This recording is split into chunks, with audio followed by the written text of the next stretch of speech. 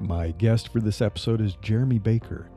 He is the co-founder and CTO of retail Zipline, an enterprise SaaS company that provides communication software to some of the world's largest retailers. He is a seasoned developer and entrepreneur who has been involved in web design, online product development, and technology startups since 1997.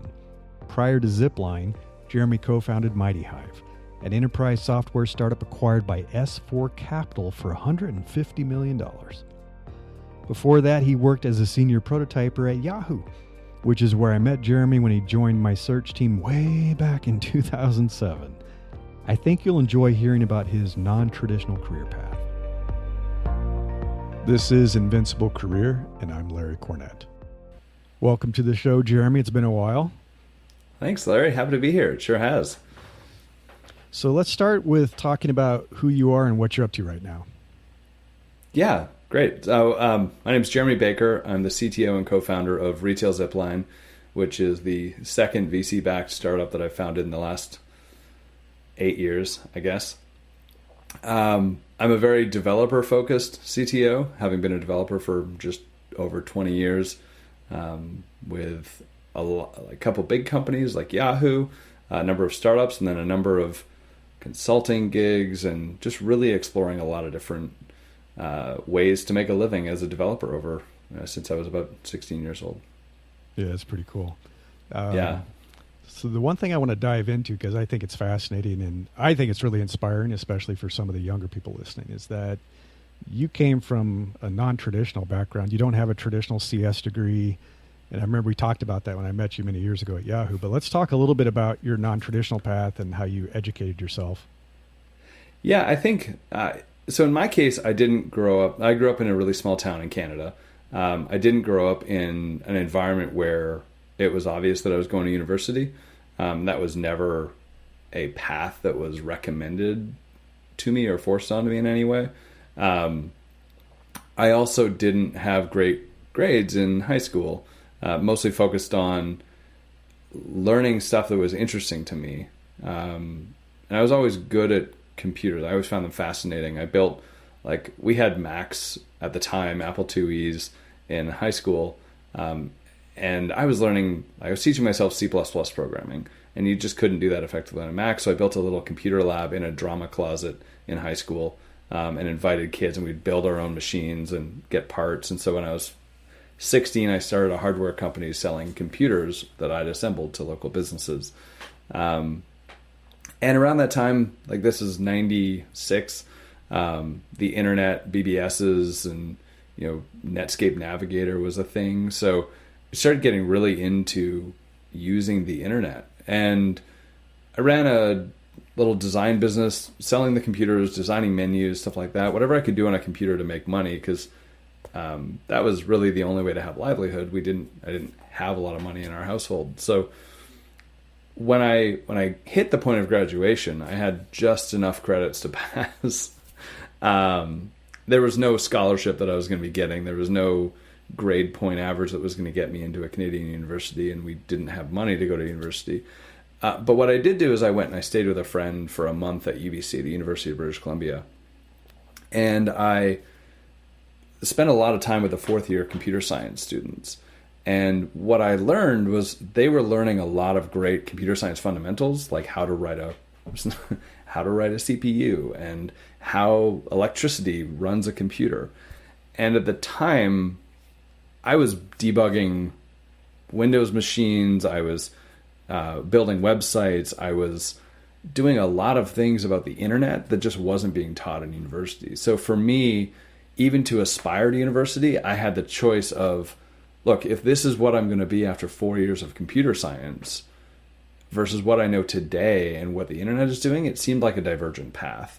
So I chose to, instead of go and take a university course, I chose to start a business and start working, and just started programming a lot and teaching myself how to program, trying to solve real world problems.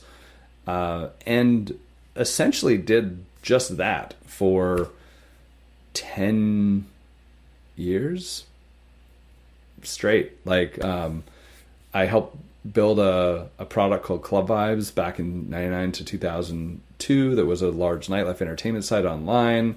I became the CTO of that in 2001. We had hundreds of thousands of users around the world, I think, at the time.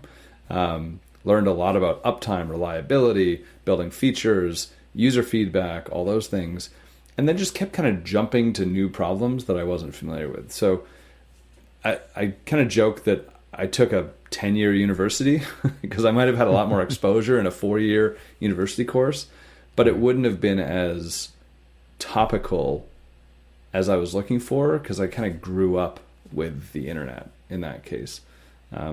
So it wasn't actually until I started consulting for Yahoo on a product that I loved at the time, but unfortunately never launched, that I was able to put any sort of credentials behind my name, because up until that point, nobody in the Valley had heard of Club Vibes. I wasn't working with Accenture or some big name. And so actually one of the reasons that I chose to switch from consulting at Yahoo to being an employee of Yahoo was putting some sort of credential behind me that was recognizable. And that was essentially my college degree. Like now I could go out fundraising for startups and be like, I was at Yahoo and I won these awards and I accomplished these things for Yahoo. Nobody cared about, hey, I've done 10 years of consulting on random problems and built Club Vibes and built a crazy SMS system in Australia and built an entire magnets e-commerce product. And I built all this crazy stuff, but the only thing that was really recognizable as my credentials was the fact that I worked at Yahoo. And so that was my education journey. No, I mean, that was what impressed me so much about your background. And I still remember very clearly the day we met, late afternoon, kind of went into the early evening, and you were showing me the stuff you'd built. And for me, it was like, it wasn't just, oh, here's a prototype I did or a small feature I built for this company, which is what happens in a big company, right? You'd built entire businesses. Like you built the entire web application, the full stack, you designed it, you had design experience too. And so you built these real businesses and some that you had sold. And I was like, yeah, I want to hire this guy. It's like, look at what he's done. It's pretty amazing. And I still remember the whiteboard session we did where we were looking at the search results page, the SERP, and we were like, what can we prototype what we were calling the Metro SERP to align it with the front page of Yahoo, which was a big change. And you're like, I can make it real. I can use the search API and we could actually have search results and we could see what it really feels like to use it. And I'm like, this is fantastic. I mean, you blew me away. So it's like, for me, I didn't care about the college experience or credentials. Yeah, and it's a tricky thing because breadth of knowledge is, especially in a changing world, really, really valuable. And some college courses, especially really good colleges like Stanford, they'll give you breadth of knowledge in certain ways. You end up having very similar breadth of knowledge as everyone else who graduates with you, but the breadth is really valuable. And I got into building from the business side, which is a different lens than a lot of people get into building technology. So for me, it was always about what moves the needle forward. And writing code was the cheapest way for me to produce something of value that I could sell. I built a job board that ended up powering Mashable's job board, and I don't know if I've ever really talked public about this. It took me 46 minutes to build the entire thing. And the multiplier on that to what we were able to sell that for is huge. Sorry, Pete. But that it's not the time you spend, it's the output you're able to generate. It's the value. Yeah. It's the value. So that was always a big focus for me. And jumping to completely different products, I made nothing in my 20s. I was super excited to make $2,000 a month throughout most of my 20s. And I kept trying just random different stuff. And I think that trying to produce value in a bunch of random different ways has given me like now when I tackle these startups that I'm building, I'm familiar with how we would market the feature, how we would design it, how we plan it, how to get customer feedback, where the value is, how to pitch it, how to shape it, how to engineer it. And you're just able to move a lot faster when you have that breadth because you have a lot less questions you're trying to answer. So I guess, would you say that's kind of been your secret sauce? Because as I'm looking at your path, you've been very successful. You've been at startups that have been acquired. You've been professionally successful, financially successful, and now you're a CTO of a up and coming startup that's doing really well. So is it that ability to see things through more of a business lens and more comprehensively that made you successful as a tech leader? I mean, that and a combination of luck, probably. But I do think that you only have so much time in a day, and I try and make as much time in a day as I possibly can, often sacrificing my health to do it. But you only have so much time. So the question is, what do you trade off? What shortcuts are the right ones to take to get you to where you're going? And the breadth of view on what's valuable and what's important helps you make better decisions about where the shortcuts are. It also means you need to rely on fewer people, which is a blessing and a curse as we've grown Zipline now to as big as we have, which is quite sizable as a company. I've always kind of been a loner in that I'll tackle the whole problem by myself. I built a multi-million-dollar, very complex e-commerce site from scratch, all by myself, including design and engineering, with a ton of Red Bull back in 2002. Right, like super solopreneur. Yeah. It's not a great idea. And I built it for another business. I unfortunately didn't make that money off of it, but it's not a great idea to do that. You're, in many cases, better off learning how to build a coalition and a team to create it. But when you can do a lot of the jobs, I think it gives you a skill set of being able to identify who could take that portion on more effectively, because you have a better understanding of how to evaluate them. You have a better understanding of the specific challenge they're going to be tackling, and you can give a little bit more guidance and kind of check their BS especially when you're working with consultants. You're like, nah, I know how long that reasonably takes. Let's talk about what that was. So I do think that's an aspect of one of the reasons that I've been successful in doing that. So you are growing the team, and I saw you made a hire a couple of months ago.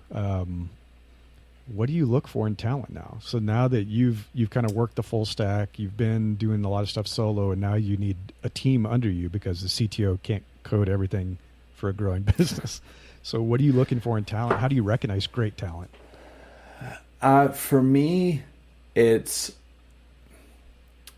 as you're building a team, it's often about complementary skill sets. So if I hired a bunch of people who were just like me in skills, right? A bunch of diverse kind of random problem solvers with big ideas, we wouldn't necessarily make progress as a team. There'd be a lot of chaos, and we've experimented with that. I've hired a few people that have very similar tendencies as I do. You can't have that many of them in one team. And it's actually Tom Chi, who worked with both of us at Yahoo, who has said to me one day, because I was a bit of a rogue element inside of Yahoo, he said to me, we need a few people like you to keep disrupting and moving things forward, but we need a lot of people not like you to beat the drum every day and make the progress. So in terms of individual talent, specifically our company is 100% distributed. So there's certain skill sets that are slightly more applicable to that. I need people who can write and clearly articulate their thoughts, at least in code, if not in code and writing. Someone we both worked with, one of my favorite people ever, Aaron, is still to this day one of the best combination of engineers and writers I've ever worked with. And if you're able to convey your thoughts in a compelling and clear way in English, you can probably do that in code. So that's one, of like just clear communication. Two is a curiosity. And I know that's a somewhat esoteric thing to skill test for, but if I am interviewing someone and they have either done no research on me, on the company, on the role, and they have very few questions, or questions that are very surface level, like, what would you expect me to be doing every day? Then that's a sign that, at least to me, that they're either inundated with interviews and they don't care very much, or that they don't have the curiosity that's going to cause them to like really dive in to solve a problem and understand why it works. And I think in our system, at least in the code that I work with, we try and solve the problem as deep as we can.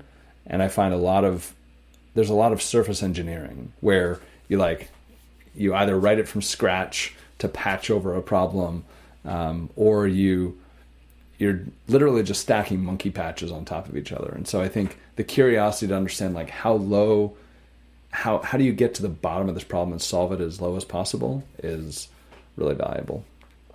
And then kindness is always, I think if someone is able to clearly articulate themselves, is curious and is kind, I don't think there's a lot of limits on what they're capable of. That's pretty cool. No, I like that you said that. I like that you said that because it's one of the reasons I formed the community that I did.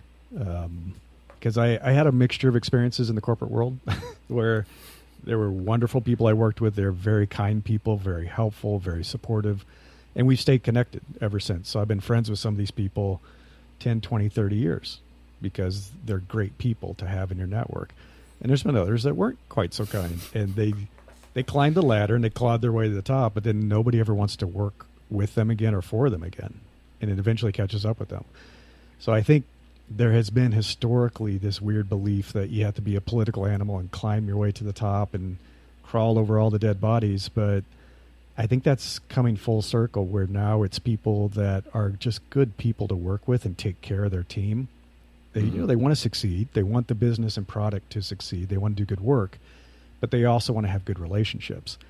And I've found that those people are becoming more successful now. I definitely have seen that. Yeah, and I think I could probably dive into kindness a little bit on that, because to me, the desire to be kind is almost an ambition for better, which might be a stretch to the word kind, but like sometimes, especially when you're tired or if you just don't care, that's where the lack of kindness comes from.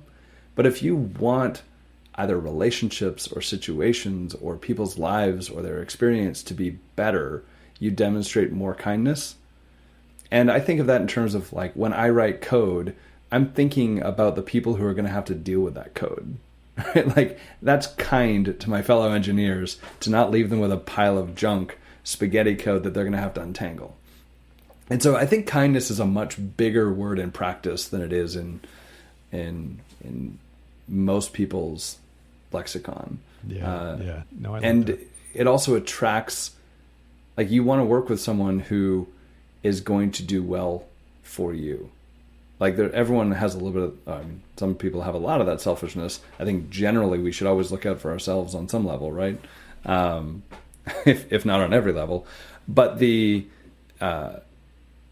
recognition that not only, especially in a world of abundance where like tech companies generally are making a lot of money, your recognition that I'm going to be financially successful with this person and they're going to treat me like a human becomes a lot more valuable, and you tend to be able to get much better talent. I have been fortunate that we've hired just a phenomenal team, and what we're able to accomplish with our team size is maybe a tenth our competitors, and right. we're winning left and right because the quality of the people we have and how much they care about their coworkers, how much they care about our customers just shines through in every single day.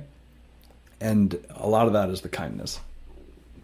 So I want to touch a little bit on something you said, talking about opportunity and equity and return on the investment of your time in a company, because you've been in both worlds. You've been in the corporate world. You spent probably most of your career in the startup world, and you're back in the startup world now. And I would say the return on the investment has been different based on the time you spent in the corporate world versus startup world. So I hear this often from younger people in their careers, but even mid-level, where they're like, what's the best path for me? Should I work at a big corporation like a Google or a Facebook, where I kind of have a nice salary, maybe there's some great equity, Amazon pays well in equity, or should I take a swing? Should I go into the startup world where maybe it turns out really well, maybe it doesn't, it's riskier, but how do you balance that choice between startup versus a more established corporation? Yeah, it's so hard. It's like everyone's situation is so different. I would break it. I've spent as of the last 8 years where I've been entirely focused on 2 startups, that's now the predominant experience I have. But prior to Yahoo, I spent a lot of time on small businesses, right? They weren't VC-backed companies. These were like, I was selling websites to local tile companies, right? And it's a much different skill set than burn a bunch of cash to build something that might be worth more money in the future. Like, I had to manage they're going to pay me $5,000 for this website. I can fit 2 websites into a month, and then I've got expenses to pay my people, right? It's much different than the VC-backed startup environment. So again, for me, the breadth is really important. And I think my real advice on that is know what you're going into the situation for and focus on getting that out of it. Like, I went into Yahoo to get a credential, which means that I had to not only work at Yahoo, but I had to be really good there. Like, I had to do something demonstrable that I could say, like, not only was Jeremy an employee of Yahoo and they'd churn him out in 4 years, but he also accomplished these things. He did these projects that were really valuable. I wanted to meet a network of people that I could learn from and grow from because I didn't have that growing up. And instead of sitting at my desk at Yahoo all the time, I literally used to go and chat up Jerry Yang's EAs to try and get meetings with Jerry. And like, I worked with Philo a few times because I was just so interested in building a network of people that I had a ton of respect for. Yourself, Tom Chi, Blake Irving, Stacey All, Ashley Hall. Like, I can just name all these people that have taught me so much in life. That was my goal. And it would have been harder to do that in small business. It would have been harder to do that even in startup. And it would have been possible maybe to do that at a really good university. But you have to know what you're going into the situation for and make sure you're getting what you need out of it. For someone who wants to start a startup, especially because you're probably going to struggle really, really hard at the beginning in general, or you're maybe not trying hard enough, not to discount anyone who's working 30 hours a week on a startup, but there are outsized returns available if you really succeed in the market. And to me, like, really succeed is a never have to work again type really succeed. A small exit is great, but in terms of time trade-off for the effort of working at a startup, you're just much better off making $150,000, $200,000 a year working at a big company. And like, my time at Yahoo was the most relaxed I've ever been, just because of the way big companies work, right? Yeah. But if you know what you're getting out of it, know what you're missing and what you want, you need experience, network, and ideas to really make an impact somewhere. And so whichever one of those you're missing, go spend time doing that and getting that experience. And don't worry too much about how much money you're making. Don't worry too much about necessarily how much time you're spending. Worry whether or not you're doing the things that's going to give you what you need out of the situation. And I'd say that pretty much applies across the board. Yeah. I was just gonna ask you for some career advice for people listening, but I think you kind of hit it, which is each opportunity is to get something out of it. And it's not always money. Sometimes it's connections, sometimes it's experience, sometimes it's learning about a specific technology or a specific vertical.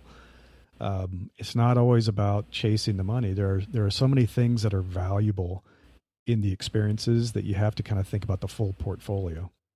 Oh yeah. I mean, our current company, Zipline, is a retail communications product. So major retailers, many of whom I know you've shopped at or seen or aware of, use it every day to communicate to their retail store teams. I learned the way that big businesses operate and some of the inefficiencies there from being at Yahoo. But in high school, I worked in a retail store. I was a stock boy. And so there's no way I would have known in 1997 that the knowledge I was getting being a stock boy and a cashier at a pharmacy was going to help me better understand how to build an enterprise SaaS company in 2016. How cool is that? Right? But I had that experience, and the experience I didn't have was large corporation. How do you get buy-in? How do you go spend a week with the paranoids and convince them to let you slip a hack into the system, right? Like, stuff like that, of that negotiation, because I was used to the small business, like you just get stuff done. And getting that valuable experience of breadth is really, really important. I see a lot of people who are basically single track. They go to university for AR, they go do AR consulting, they end up as the AR lead at a company, then they're like an AR engineer, right? Like their whole track is augmented reality, which is amazing if that's what they want. And there might be like 10 people in the world that are going to really succeed because they're experts at AR, and then everyone else needs to be a little bit more spread out. It's pretty important. No, it's true. I mean, I worked in hardware at Apple, and there were people who were absolute experts at printer technology and fonts and all that kind of stuff. That's not so big right now. So it's if you become too hyper-focused in a single track, you got to look farther down the road to see if things are going to change. You're going to get disrupted and say, I better get out of print design because print design's going away. I better figure out something else. It's a little riskier, definitely. Yeah. So I want to talk a little bit. I saw your talk at a meetup in Vancouver, and you talked quite a bit about mentoring, and I think the value on both sides. So the value as someone who has been more successful and you're more advanced in your career and giving back to the community and mentoring others, but also tremendous value, obviously, for the people who are being mentored. And I wonder if you could talk a little bit more about your philosophy around mentoring. Yeah, and so in that talk specifically, I mentioned that books, mentors, and failures were my three biggest ways that I've learned. The mentors have really been key, right? Whether it's you working at Yahoo and learning so much from you about organization management and leading designers and doing trade-offs, or whether it's like the family friend when I was 16 who helped me understand how to program a DOS prompt. Like people, and especially today with such a wide network of people communicating over the internet, people are an incredible source of information, and their ability to share their experience with you is just unquestionably valuable. And being able to ask for help and is something that took me a long time to do at a bigger scale than just happening to like know a person and bug them over and over again. And I think no matter, like at this point now, I have an executive coach for how to lead an organization because we've grown so quickly. That's a mentor, someone who's like letting me check myself, running me through the paces. And I think the side of having mentorship and listening to advice, not necessarily taking all of it but like understanding what other people's experiences have been, is really important for breaking out of the mono, not necessarily monoculture, but the kind of isolated view that you have in your position, so you get that perspective. And that's where I think it's also valuable to be a mentor, is because it helps remind you what you've been through. It helps remind you the situations you've been in, and it gives you more perspective on other people's viewpoints, as well as lets you see what other people are doing, like what else is happening. Yeah. I was mentoring someone who was working on artificial intelligence as relates to human life. basically, like ethical decision making around artificial intelligence. And I don't know anything about that. I know a little bit about being ethical, but I don't know anything about artificial intelligence as it relates to human life and ethical decision making. But being able to share some of the experiences I've had and get some of the information that they had is a really nice exchange of value. So it's so worth my time to learn from others by sharing my experience. And it's not about telling them what to do. It's not about like, hey, I know so much more than you, XYZ. It's more about sharing experiences between the two of you and becoming better for it. You never know when like a mentorship it might give you an idea for a better way to solve your problems, or for a new idea that you need to pursue, or a market opening that you hadn't seen before. So that's just part of that awareness and breadth. No, I love it. I mean, I learn as much from the people I coach as they learn from me. So it's a great relationship, and we both gain from it. So I totally agree. I hope more people who are listening to this take advantage, and like you said, ask for help sooner in your career. It's okay, and people love giving back. So you'd be surprised at how many people who seem unapproachable are actually pretty approachable and willing to listen and give you some advice and hear what you're dealing with and help you out with it. I mean, it's so valuable. So Jeremy, I know our time's up, so I just want to say thank you for coming on the show. I really appreciate it. Some wonderful insights today. Thanks again for coming on. Thanks for having me, Larry. It's great to catch up and chat. Thanks for listening. I hope you enjoyed this episode, and if you would like to follow upcoming releases of the show, please subscribe. And as always, I appreciate your ratings and reviews. Thank you. If you would like to learn more about Invincible Career and the podcast, you can visit invinciblecareer.com. Until next time, I wish you the best of luck in becoming an opportunity magnet for the best things in life.